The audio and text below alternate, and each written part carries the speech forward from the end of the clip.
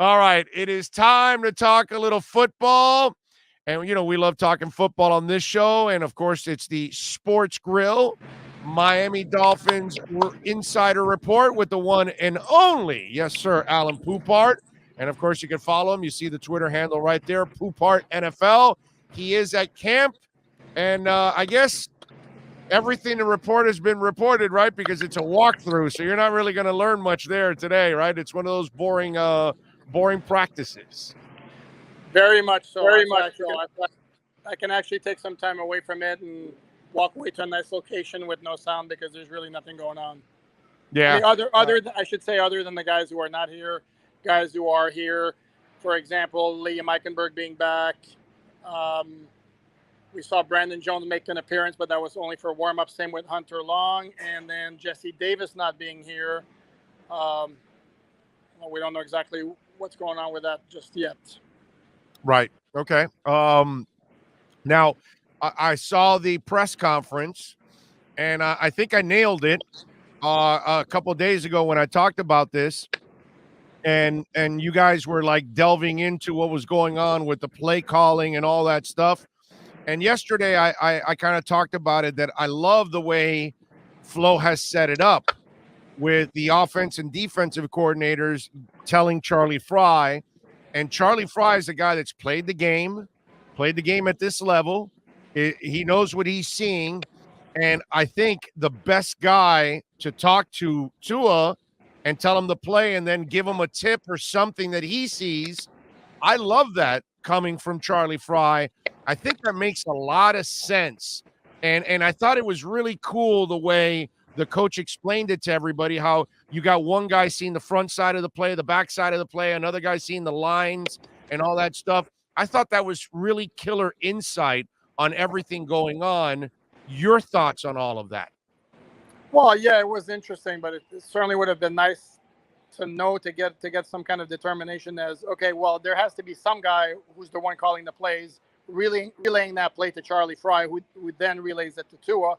And Flo absolutely will not go there. And basically he was asked point blank, why not? Why is it you're refusing to divulge that information? He basically reverted back to his desire to keep everything internal. Wait a minute, but I have your answer.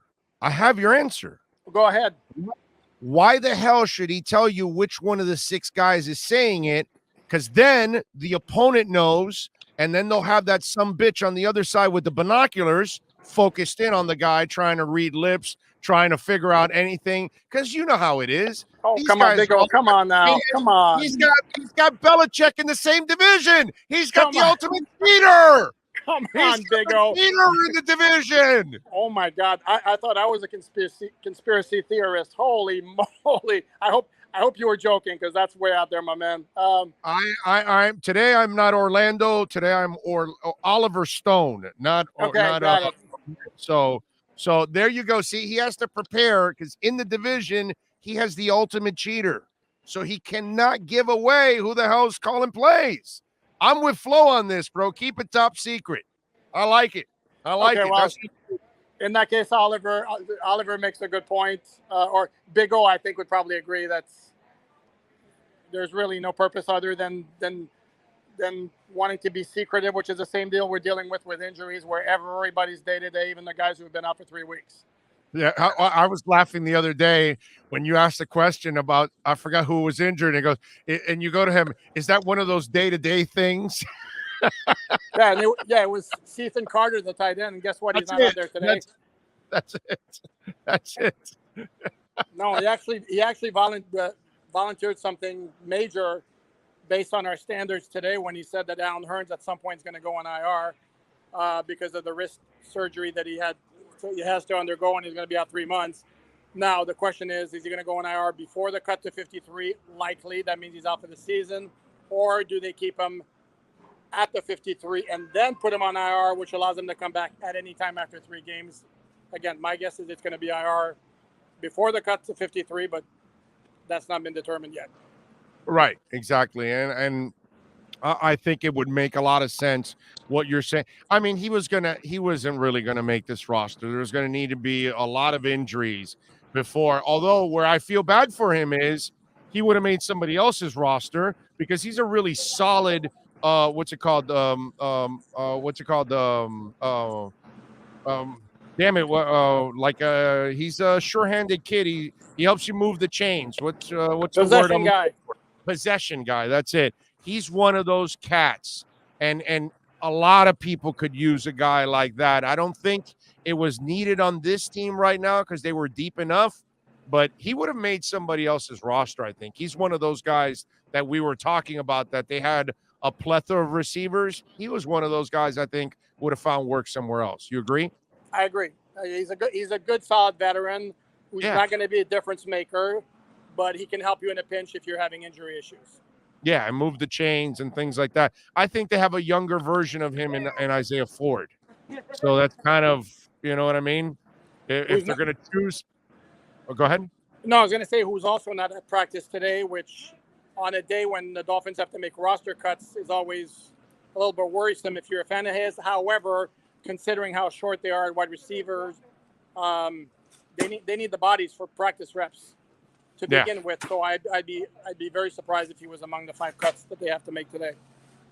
Eichenberg's move, is that just to fill in for the walkthrough you're feeling, or did Solomon Kinley do enough that, like, hey, you know what? Because I thought he was actually one of the better players and I know that's not saying much for the line, but I thought Kinley played all right when I watched the film.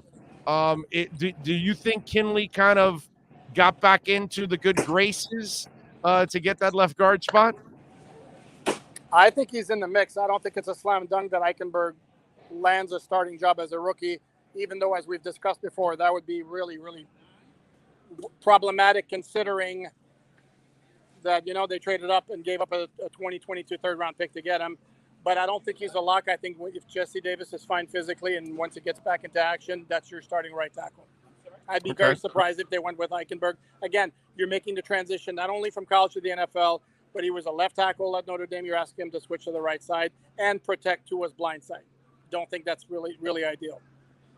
All right. Since this is the first time we have you on this week, your thoughts on Tua, man? I love what I saw. The one pass, I get it. He was a little late on that. You know, I was screwing around a little bit. I was wondering, did he think like Marino on Saturday? Because he's like, well, I just threw that guy a beautiful pass that he dropped earlier in the game. Let me see over here. Oh, no, I got to go back. And it was a little too late. You know, I almost thought about, did he have a little Marino in him and say, yeah, I got him open, but let me go check over here where I got a one-on-one. And then when he came back, the Venus flytrap closed on his ass and it was done right there. But your thoughts on Tua? Well, a couple of things on the pick. I mean, Shaheen was wide open right away. Yeah. And there's a camera shot from behind Tua where you can see he's looking at Shaheen, and I have no idea why I didn't throw the ball quickly. And then the first pass to Shaheen, to me, was one of his worst throws of the game because it was catchable. But that, to me, it wasn't a great throw. It was a little bit too far ahead. But he made some really, it was in really his hand. Throws. It went like he had both hands on it.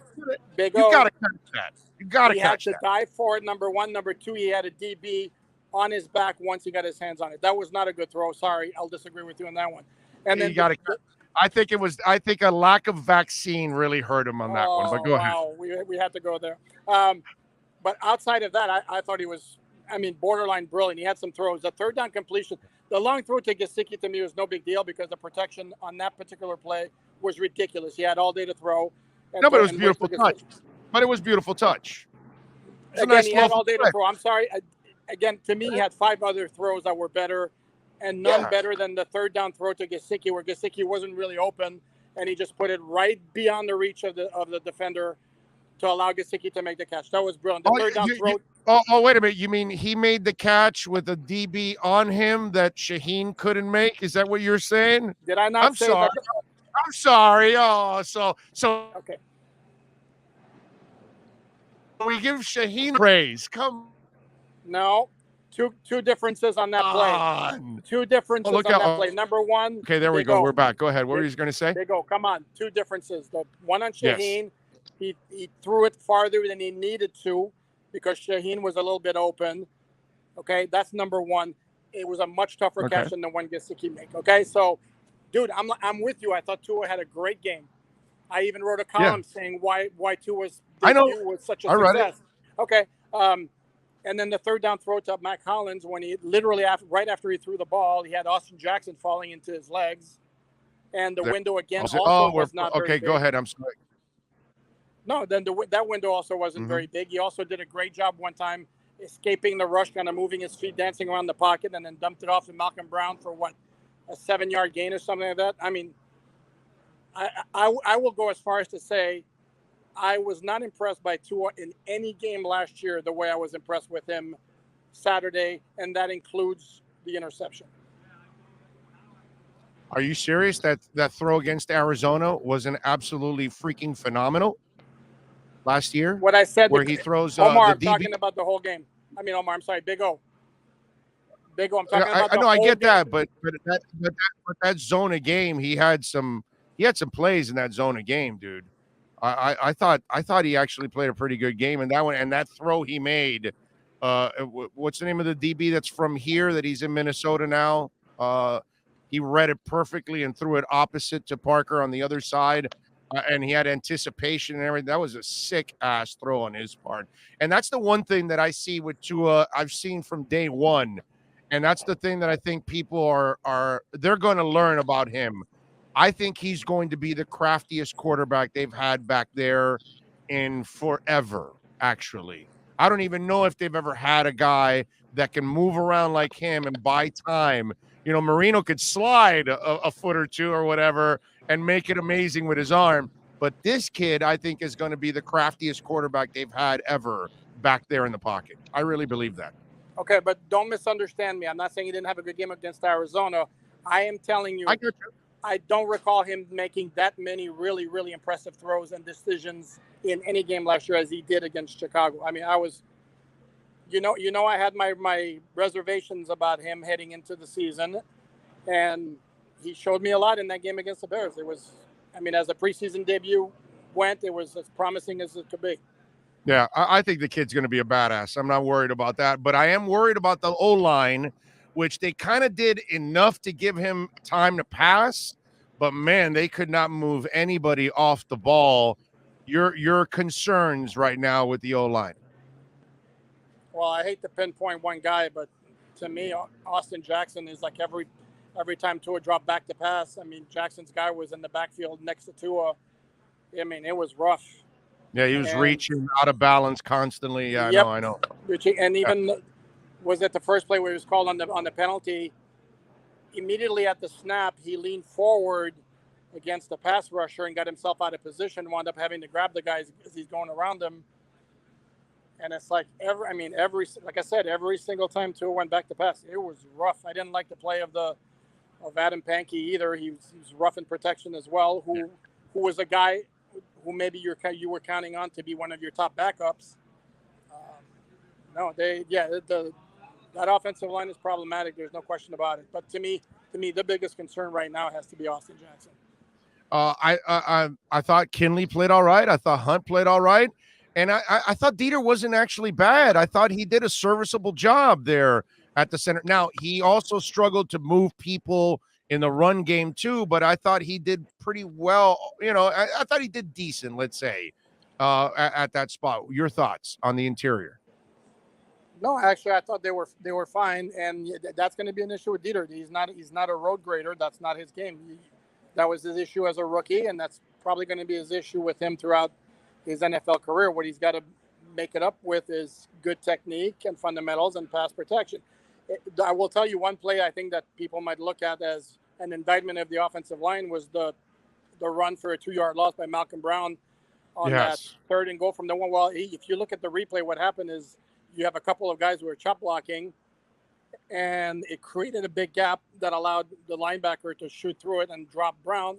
And then you have a lead blocker on the play who was Carl Tucker, who went to the left, and Brian Flores said the day after the game that it was a missed assignment and it wasn't on the offensive line, and I don't see anybody else in the vicinity, which leads me to believe that Tucker's assignment was to pick up the guy on the backside, not necessarily straight ahead, and that was more than the blocking elsewhere than the offensive line. But it looks bad on the offensive line because the result is still a 2-yard loss. So I'd say overall the offensive line wasn't horrible, but the pass pro was very spotty, particularly when it comes to Jackson, as I said before. Yeah, there was more penetration than in a porn movie on that line there during that one. All right, let's when we look at the wide receivers, I was talking a little bit about it. It's almost become a little bit of a what's it called? It makes it a little easier with some of the top line guys out because those guys are going to end up making it. But when you start looking at it, do you think it's 6 or 7 guys? And I'm looking at Waddle, Fuller, Parker, Williams will probably start on the PUP list, so he'll buy a spot for somebody. Hollins, Grant, and then it's down to Foster, Bowden, and Wilson kind of fighting for that 6th spot, or do they add a 7th? In that area, because I know that Hollins and Grant help you out on special teams. Bowden and Foster help you out on special teams. Albert Wilson doesn't help you out on special teams. How are you looking at the wide receiving core right now? Yeah, that's a tough race. I can tell you I've been doing this for a very long time. I think I may recall one time when a team had 7 wide receivers on the roster. So let's just say it's extraordinarily rare. And I think they also have a lot of depth at tight end where they might keep more than they normally would. So to me, the idea of keeping 7 wide receivers, I have a hard time seeing that. And I think of the guys, it kind of fluctuates to me as to which wide receivers look more impressive. Albert Wilson got off to this fabulous start, but then he got quiet a little bit, and now he's been hurt. Robert Foster was a guy who, to me, absolutely shined for quite a while. Now he's been a little bit quiet. Bowden hadn't done nothing in training camp at all. His wide receiver was kind of cautioning reporters, don't count him out yet. He's going to do better in games. And well, guess what? He showed out pretty well in that game against the Bears. And I love what the kid did last year when he got chances. I think he's electric in the open field. So, yeah, that's going to be a tough call. I also think the possibility of a trade is out there. Ideally, you'd be able to do it for a good, solid offensive lineman, except those don't grow on trees. And teams generally are not really keen on the idea of dumping one because they have a surplus. First of all, because surpluses usually just don't happen. Who the hell has a surplus tackle? I mean, come on, Correct. dude. That's just hard to find. It's almost near impossible. But I definitely could see one of the wide receivers getting shipped for a late round pick, 6th round pick, or conditional, right. One of those deals that I could see. But yeah, to me, it's too close to call. It's like a couple of weeks ago, I would have told you there's no way that Albert Wilson doesn't make the roster. Now, I still think he probably makes it, but I don't think he's a slam dunk he was 2 weeks ago. Bowden's back in the picture. I was ready to write him off maybe last week or so. So, it's going to be a really tough call what they're going to do there. It's going to be interesting. Anything else you want to add from camp before we wrap it up here on the Sports Grill Miami Dolphins Insider Report? Can't think of anything that jumps out. I will tell you, glad to see Jalen Phillips back out of practice today because he's a guy I'm very, very, very high on the kid's potential. I think he could be a complete stud for that defense. So good to see him back sooner rather than later. Yeah, he's a freak athlete, man. And if Agba, is going to be focused like a werewolf because it's his final year of his deal, so he's got to ball out. And if he balls out, he probably gets a deal 3/4 of the way into this season. I could see them actually agreeing to an extension once they see him kick ass again this year. I don't think if they want him, I think they re-sign him before the season's done. You agree with that? I completely agree with that. I think right now it's a wait and see. Let's see if last year was just an aberration. Let's see how much of it was a result of our schemes, and let's see if he's a guy that we absolutely don't want to move forward without. And like you said, yeah, I absolutely could see them, and they've done that in the past, so it would make logical sense for them to give him an extension if he gets off to a good start. I know that Landon Roberts is coming back from an injury. Do you see anywhere in your mind Landon Roberts and Benardrick McKinney being on the same team? Because I don't. Because neither guy helps you out in the passing game. Neither guy's a pass rusher. They're both kind of run stuffers. They're kind of 2-down linebackers. And I think McKinney's the better one at that. Even though I love the way Landon Roberts sells out on plays. I mean, he had some of the bigger hits last year before he got injured. Can you see that happening, that those two guys with their limitation are on this roster, or it's either or? I don't think it's necessarily either or. The other thing I would say about Roberts is I think he's a guy who's very good in the locker room, and I think there's some value to that. What my best guess right now would be, though, is that Roberts is going to start the season on PUP, just like Preston Williams, which gives the Dolphins like 6 weeks to further evaluate what they're going to do with that situation. At that point, he can start practicing. Then there's a 3-week window where you have to make a call on him one way or the other. So there's no need to make a decision right now. But I would not necessarily close the door on having both Roberts and McKinney on the roster at some point. All right, there you go. You see his Twitter handle right there, POUPART NFL. He is ALAiN POUPART. You can catch him here twice a week on Tuesdays and on Saturdays for the Sports Grill Miami Dolphins Insider Report. Thank you, sir. Appreciate you taking some time and dropping the knowledge. Anytime, Big O, or should I say Oliver? Oliver today. All right, brother. You be good. There you go. Good stuff. ALAiN POUPART. There you go.